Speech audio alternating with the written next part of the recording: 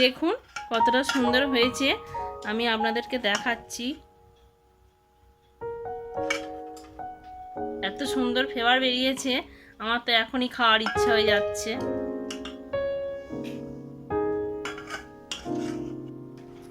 দেখুন কতটা সুন্দর হয়েছে। নমস্কার বন্ধুরা, আজকে আমি দেখাবো এগ বিরিয়ানি। তার জন্য আমি চাল নিয়েছি, বাসমতি চাল। এটাকে আমি ধুয়ে আধ ঘন্টার জন্য ভিজিয়ে রাখবো।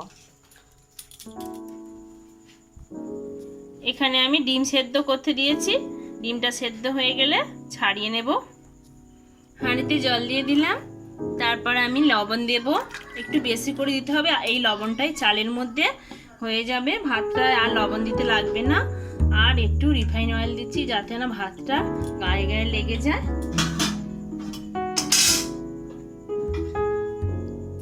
মিষ্টি কাঠ দিচ্ছি, দুটো ফাটানো এলাচ, আর দেব এই যে লবঙ্গ আর গোলমরিচ দিয়ে জলটা ফোটা পর্যন্ত অপেক্ষা করতে হবে। চালগুলো এবার দিয়ে দেবো, জল ফুটতে আরম্ভ করেছে। ভাতটা ফুটছে, আর একটু বাকি আছে, এরকম চাল চাল আছে, 80% মতো সেদ্ধ করে নিতে হবে। এদিকে ভাতটা হচ্ছে, আমি এখানে কড়াই বসিয়ে দিয়েছি, কড়াইতে আমি তেল দিয়ে দিলাম। আর এখানে আমি আলু রেখেছিলাম, এই আলুটা দেব।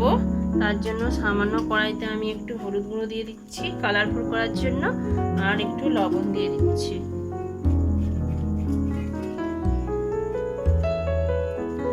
দিয়ে আলুগুলো আমি ভেজে নেবো। এই আলুগুলো আমি সেদ্ধ করে রেখেছিলাম, 80% মতন সেদ্ধ করা আছে। এবার দমে দেবো, দিলে আমার পুরো সেদ্ধটা হয়ে যাবে।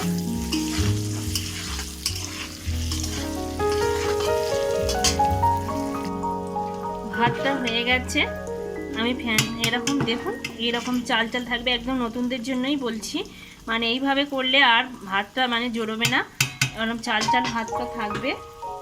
এটা আমি ফ্যান গালিয়ে নেব।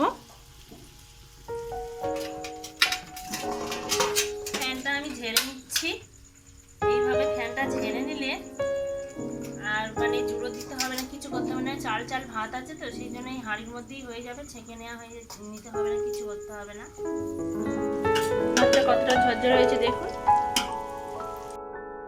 আলুগুলো ভাজা হয়ে গেছে লাল লাল করে, আমি আলুগুলো তুলে নিচ্ছি। ডিমগুলো ভিতরে মশলা ঢোকার জন্য হালকা করে এরকম করে চিড়ে দেবো, পুরোটা কাটবো না, এরকম হালকা করে চিড়ে দেবো। এরকমভাবে ডিম ভাজতে হয়, নাহলে ডিম অনেক সময় ফেটে যায়, জোরে জোরে বাস্টিংও হওয়ার ভয় থাকে। কিন্তু এটা করলে আর ওরকম হবে না, বাস্টিংও হওয়ার ভয় থাকবে না, আর ডিমগুলোর ভিতরে মশলাও ভালো করে ঢুকবে। সব কটা ডিম চিড়ে নেওয়া হয়ে গেছে আমার। আমি এই তেলে আবার ডিমগুলো আমি ভেজে নেব।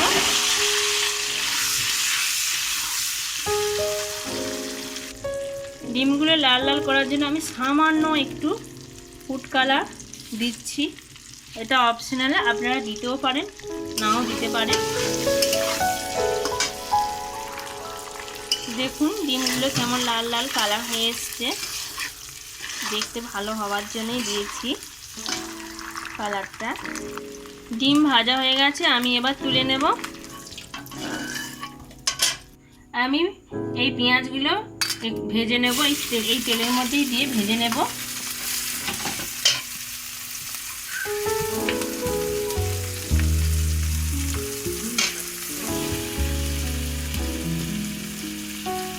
পেঁয়াজটা ধীরে ধীরে একটু লাল লাল করে ভাজতে হবে, কারণ এই পেঁয়াজটা খানিকটা রেখে দেবো পেস্তা বানাবার জন্য।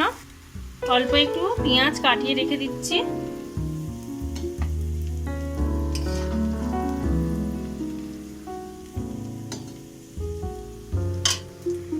এবার আমি রসুন, আদা কুচু আর টমেটো কুচু দিয়ে দিচ্ছি,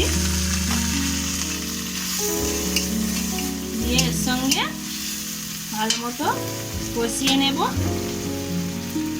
আমার আগে ভাতে লবণ দেওয়া ছিল, আমি তাই অল্প করে লবণ দিচ্ছি, আর একটু সামান্য হলুদ গুঁড়ো আর লঙ্কা গুঁড়ো আর চাট মশলা আছে, চাট মশলা রেসিপিটি আমার চ্যানেলে দেওয়া আছে, আপনারা একবার দেখে নেবেন।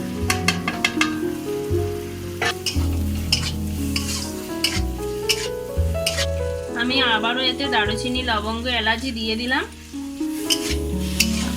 দিয়ে ভালো করে কষিয়ে নেব। আমি একটু বিরিয়ানির মশলা দিয়ে দিচ্ছি। এবার আমি বেশি দেবো না, আপনারা যেরকম দিতে পারেন বেশি দিতেও পারেন, আমি অল্প দেব। এটা আমি কেওড়া জল দিচ্ছি, এটা আমি গোলাপ জল দিচ্ছি 1 ছিপি,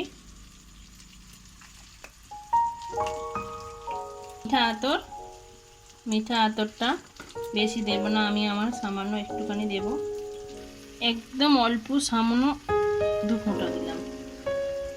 আর এটা দেব বিরিয়ানি ফ্লেভার, এটাও আমি একদম সামান্য 2 ফোঁটা দিলাম। সামান্য একটু গরুর দুধ দিচ্ছি, দিয়ে এটাকে আমি নেড়ে নেব। সব শেষে ধনেপাতা দিলাম, দিয়ে আমি এইগুলো এর সঙ্গে আবারও সামান্য 1 মিনিটের মতো কষিয়ে নেব।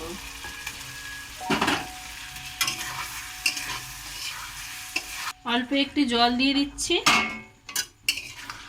দিয়ে হালকা করে একটু কষিয়ে নেব। আমি একটা চাটু বসিয়ে দিয়েছি, দিয়ে এই হাঁড়িটা আমি বসিয়ে দিলাম, এর তলায় কিছুটা ভাত আছে। এবারে আমি এই যে বিরিয়ানির যে মশলাটা তৈরি করে রেখেছিলাম, এটা আমি ভাতের মধ্যে দিয়ে দিচ্ছি।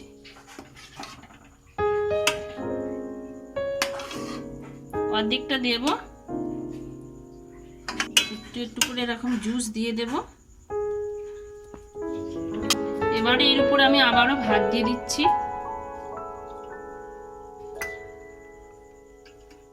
এরকম করে ফিরে একটা লেয়ার বানাবো।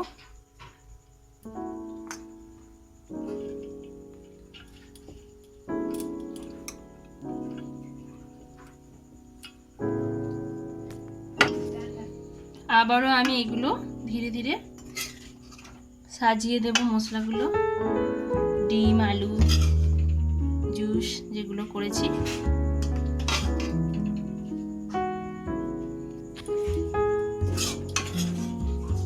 জুসগুলো দিয়ে দিলাম। এবার এই কড়ার মধ্যে অনেকটা লেগে আছে, এই ভাত কটা আমি এতে দিয়ে দিলাম, দিয়ে মাখিয়ে নেবো। এটা আর নষ্ট হবে না, জুসটা থেকে তাহলে কাজে লেগে যাবে, ভাতটাও রঙিন হয়ে যাবে, আর কালার দিতে লাগবে না।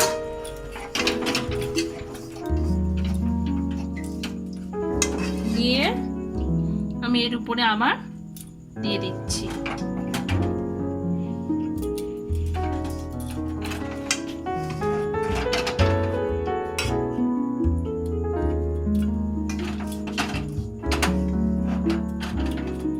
বুঝতেই পাচ্ছেন ভাতটা কতটা ঝরঝরে হয়েছে।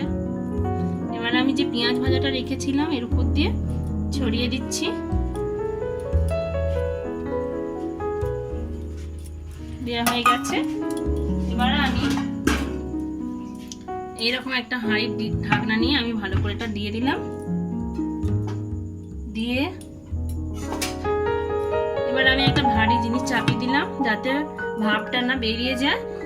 এবারে আমি এটাকে 10 মিনিট থেকে 15 মিনিটের জন্য এরকম লো ফ্লেমে রেখে দেব। এবার আমার হয়ে গেছে, এটা আমি নামিয়ে নিয়ে দেখাচ্ছি আপনাদেরকে কেটে কেমন হয়েছে। হয়ে গেছে বন্ধুরা, দেখুন কতটা সুন্দর হয়েছে, আমি আপনাদেরকে দেখাচ্ছি। এত সুন্দর ফ্লেভার বেরিয়েছে, আমার তো এখনই খাওয়ার ইচ্ছা হয়ে যাচ্ছে।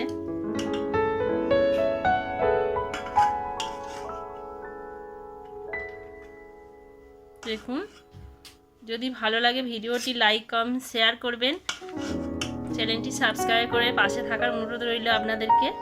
এইভাবে অতি সহজেই যারা নতুন তারাও বানিয়ে খেতে পারবে, আর খুব টেস্টিও হয়। দেখুন বন্ধুরা কতটা ঝরঝরে হয়েছে, দেখলেই বুঝতে পারছেন। আর ফ্লেভারটা তো এত সুন্দর হয়েছে, আপনাদেরকে মানে না থাকলে আমি বলে বোঝাতে পারবো না, না খাওয়ালে। দেখুন কতটা সুন্দর হয়েছে।